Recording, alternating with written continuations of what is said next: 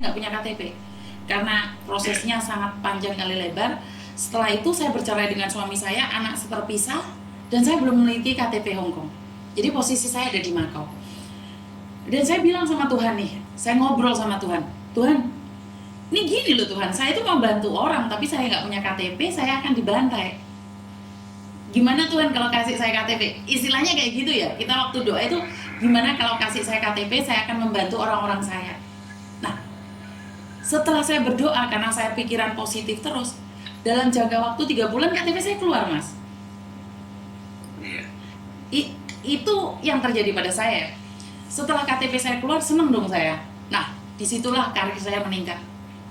Karir saya meningkat, akhirnya ya karena saya menikah dengan satu orang, cerai 3 kali ya nggak lucu ya, tapi saya rugi sebenarnya. rugi satu laki-laki aja rugi. Jadi bukan kita mengajak bicara dengan Tuhan, tapi kita curhat sama Tuhan, berbicara dalam doa ya.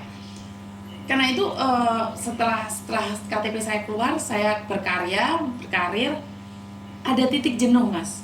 Membantu orang itu ada titik jenuh. Tapi posisi saya sebagai staff agent.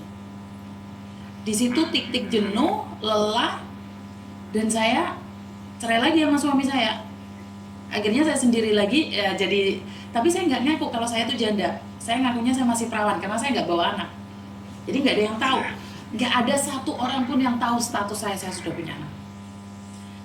Dari situlah saya dandan tomboy dan saya ke Makau lagi sebagai pemilik boarding house. Jadi saya tuh pemilik boarding house dari tahun 2008, Mas. Jadi bukan kemarin heboh itu, bukan, nggak ada hubungan itu. Dari pengalaman itu saya bisa tanya anak-anak saya, itu sampai 600 sampai 1000 orang yang saya jaga. Saya satu orang jaga mereka. Luar biasa. Berbagai karakter. Sekali lagi capek mental. Akhirnya saya melepaskan pekerjaan saya, termasuk bisnis saya capek mental, banyaknya masalah.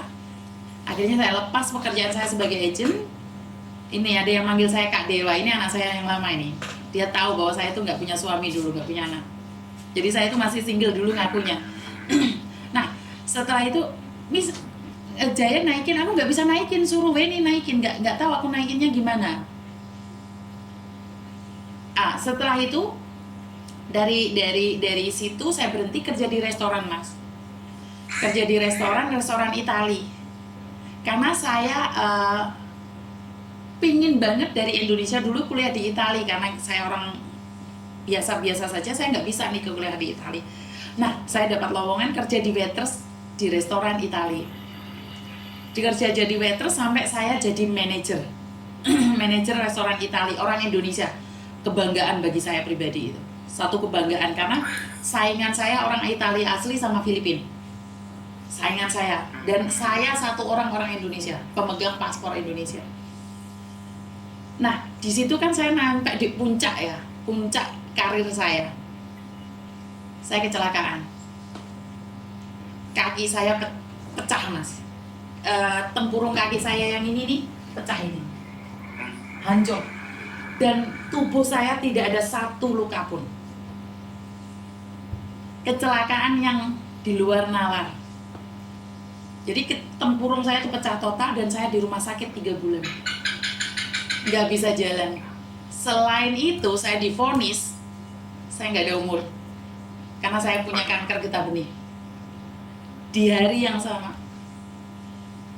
Di situ saya marah, Tuhan saya ini baik loh, kenapa saya di ini. Nah, orang kan selalu bilang nih, kita selalu menceritakan kebaikan kita lupa kalau kita pernah jahat sama orang.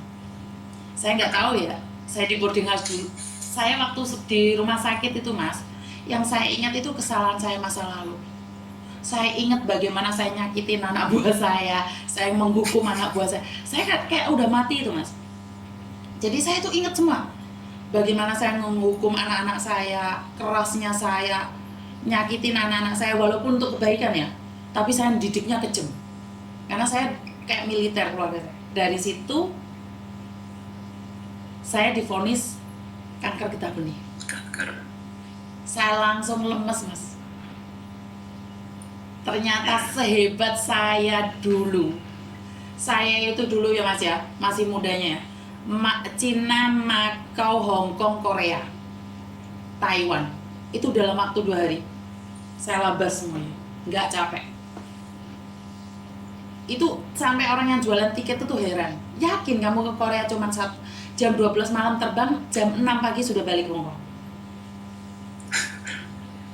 Karena ada pekerjaan saja. Dari situlah saya sadar bahwa kearoganan saya, kesombongan saya habis di tangan dokter, habis kelar hidup saya. Dari situ saya akhirnya, ini sombong saya tuh dulu kayak di langit itu, nggak ada orang hebat selain saya, tidak ada orang yang bisa mengalahkan saya. Sombongnya wow. Kalau kalian kenal saya zaman dahulu itu, saya nggak akan menunduk. Saya sekarang sering menunduk. Kalau dulu saya selalu melihat orang itu depan gini. Saya katakan bahwa saya yang bisa, nggak ada orang lain yang bisa. Dan saya nggak takut dengan apapun kecuali peraturan. Kecuali peraturan Hong Kong, saya takut banget. Karena mereka hukumnya ketat banget. Dari situ, setelah saya divonis, saya mungkin 3 bulan, kelar hidup saya. Kelar hidup saya, Mas. Habis total saya. Habis total. Terus suami saya jemput saya, balikan lagi sama suami saya, minta maaf sama ibu saya, minta maaf sama anak-anak saya kembalikan semua keluarga saya gandeng semua anak-anak saya minta maaf sama keluarga saya atas kesombongan saya, dan di publik juga saya minta maaf sama anak-anak yang pernah saya sakitin. Tapi saya masih tidak bekerja ya, waktu itu saya tidak bekerja di agent tetap.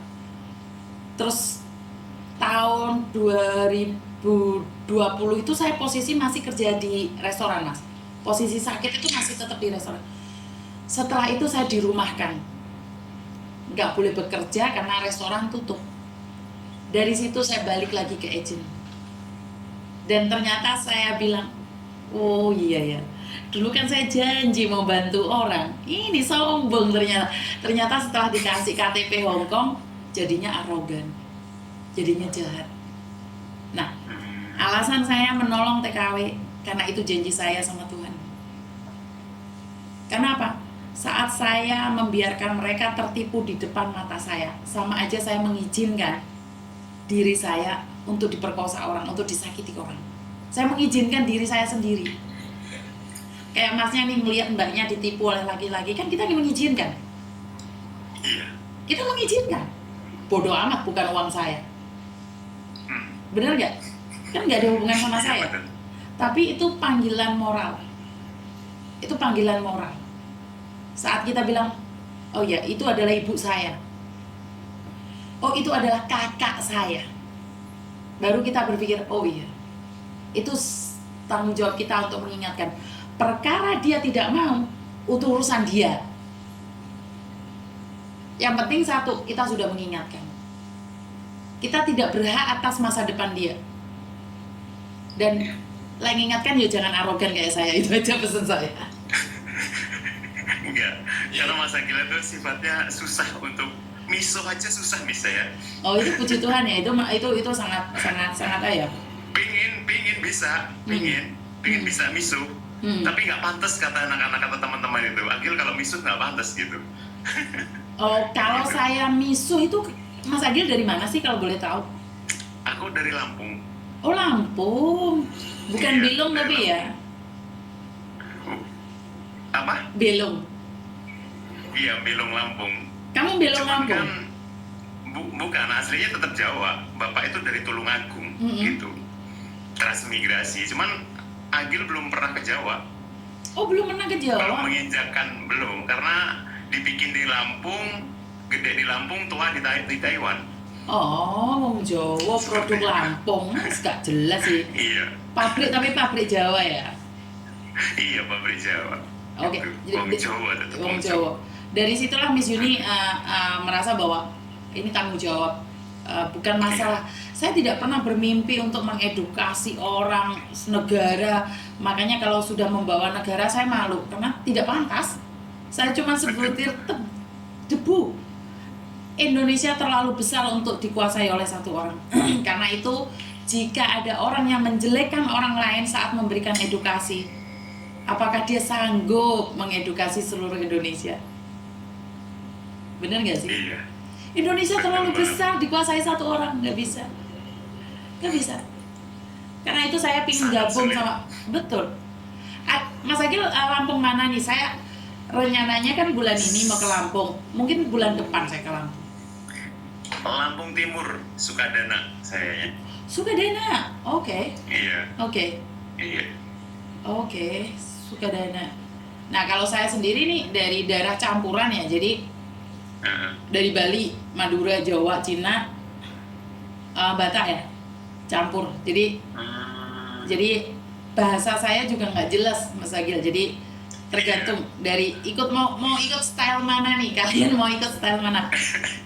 Kalau saya sih sering lebih identik ke Sunda sih, karena keluarga dari ibu tuh banyak yang Sunda gitu. Oh. Jadi Sunda, Jawa, Lampung gitu. Oh, pantes Seperti- halus. Sunda mah halus, Sunda halus. Iya kayak gitu. Dan saya tuh senang sebenarnya juga saya pengen pertanyakan juga, saya kemarin itu waktu Lebaran kan juga ketemu Mbok E di sini ya. Kita udah tahu semuanya. Boleh sebut nama kan, orang baik juga gitu. Saya tuh makanya kayak Miss Yuni tuh apa sih yang mendorong gitu? Pengen banget terjun gitu untuk membantu sesama TKI, TKW, mengedukasi. Apa sih motivasinya, tujuannya seperti itu? Saya juga mempertanyakan ke Mbok Cikra waktu saya bertemu gitu. Oh iya, saya pengen kenalan sama Mbok Cikra juga. Ya udah, saya ditepuk pundaknya. Apa sih Mbok motivasinya? Saya sambil bener-bener kena di hati saya.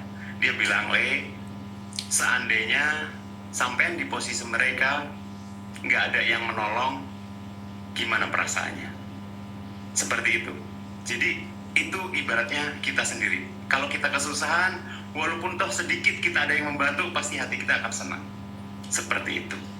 Jadi tujuannya yang utama seperti itu. Kita bisa berguna bagi orang lain. Nggak semuanya orang bisa menolong dengan ikhlas, itu jarang gitu loh. Tapi semaksimal mungkin, walaupun di belakang banyak yang membenci dan meremehkan kita, kalau kita niatnya baik sama orang, pasti Tuhan meridhoi, kata gitu. Itu yang mendasari saya benar-benar pengen banget gitu, walaupun mendengarkan cerita-cerita mereka. Jujur saya cuma mendengarkan cerita mereka, Miss. Saya kalau